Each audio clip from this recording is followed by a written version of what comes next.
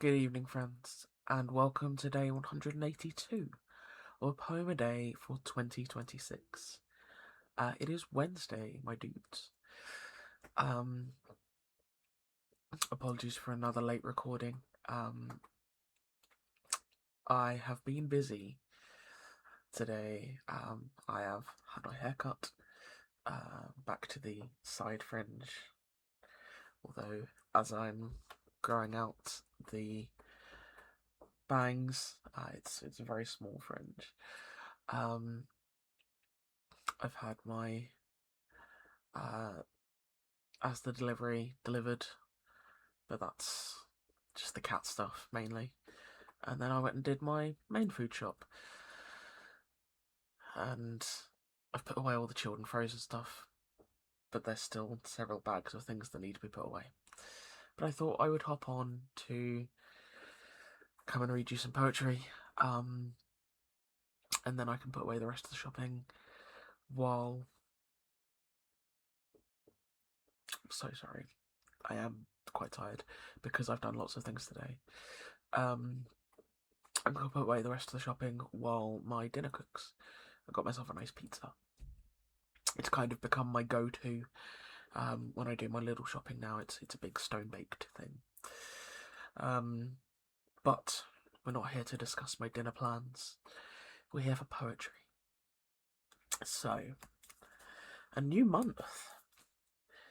I hope the first day of July has treated you all kindly. I would say it's been a productive start of the month for me, which feels positive. So, yeah, we'll run with that. So, 1st of July, we have Remembered More for His Beard Now, by Philip Ardagh. And our blurb reads as follows. On 1st of July 1858, Charles Darwin presented his and Alfred Russel Wallace's theory of evolution to a London scientific society.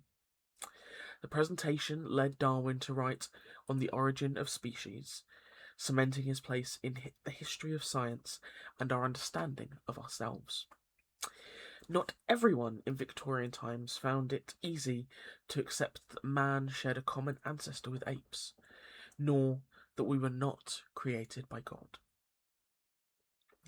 So, this is Remembered More for His Beard Now by Philip Ardagh.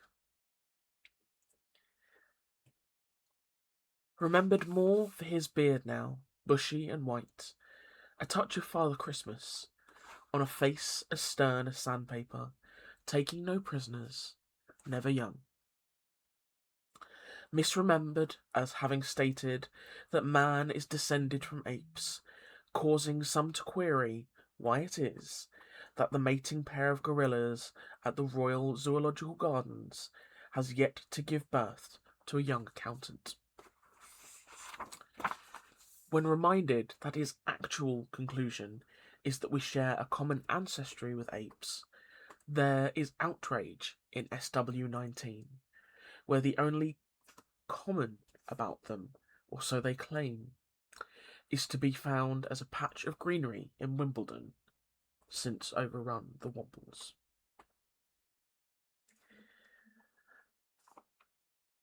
Reviled by those of faith, or those who hide behind it, Darwin is also needled by those scientists who question his assertion as to survival of the fittest. But soon his theories evolve into the accepted norm, trampling detractors underfoot, their weak protestations taking one final gasping breath.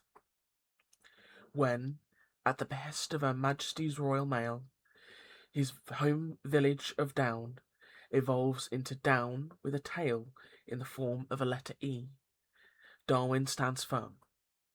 His residence, Down House, remains unchanged. Not unlike a dinosaur, with eyes tight shut, a clawed finger in either ear, and humming loudly, he attempts to postpone the inevitable, simply denying that He can see it coming, yet down house with no E it remains. To this day. To the victor, the spoils. Closer inspection of Darwin's portraits reveal kind eyes, humanity amongst the facial hair, like the white-haired god of Sunday school, both worshipped by different congregations, forever and ever. Charles Darwin.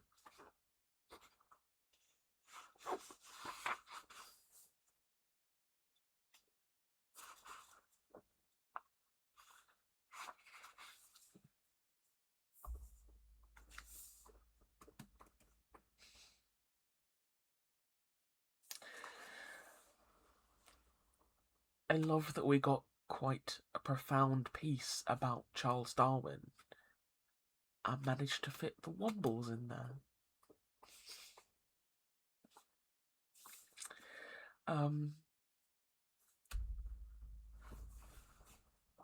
Yeah.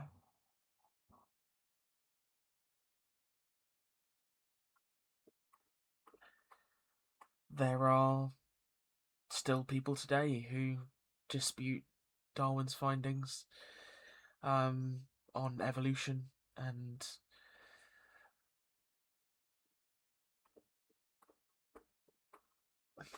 yeah, we've talked a lot about faith and religion, um, not in any kind of deep, meaningful sort of philosophical and theological ways, in kind of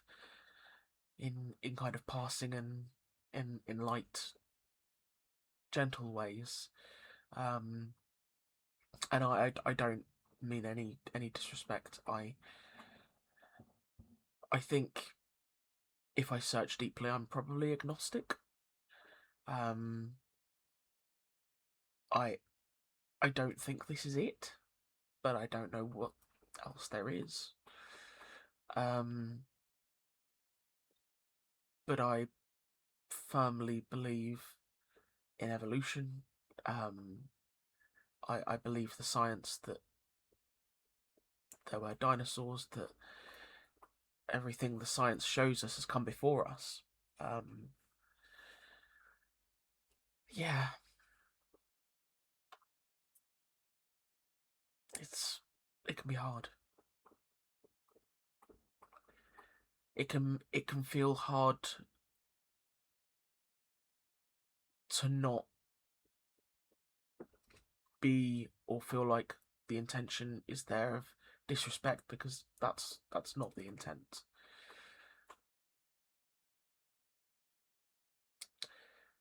In lighter news, a wild megal has appeared. Oh no. Um, that's probably my cue to exit, because they need to be fed as well. And she's chewing things that she should not be chewing. So, I think I'll call it there. After some light theological musings.